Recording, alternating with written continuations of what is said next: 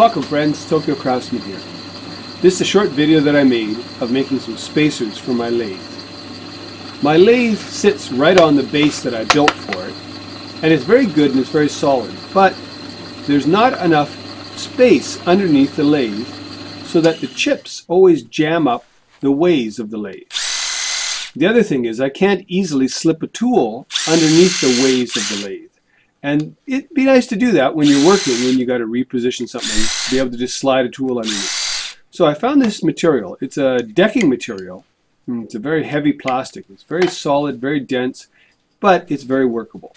So I unbolted the lathe from the base, and I jacked it up with some boards, and I drilled the holes in the spacers, and I laid them all out there. And now in this video, sped up video here, I'm putting some new longer bolts into the threaded holes that I have in the base.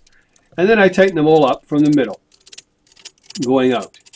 And once I get them tightened up just a little bit, then I take a big crowbar here and I carefully, because I don't want to drop my lathe, kind of jack it up so I can take these boards out.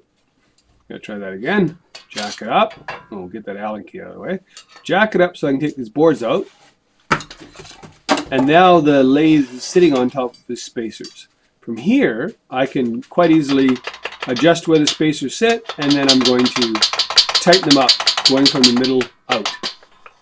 So this allows me then to be able to put a tool underneath the lathe, and it allows a lot more space for all the chips that fall when you're turning to be able to be swept out and moved out from the ways, because before my ways would always get clogged up with chips.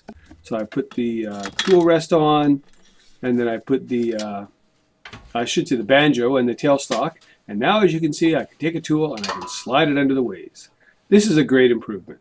Anyways, thank you for watching. See you again.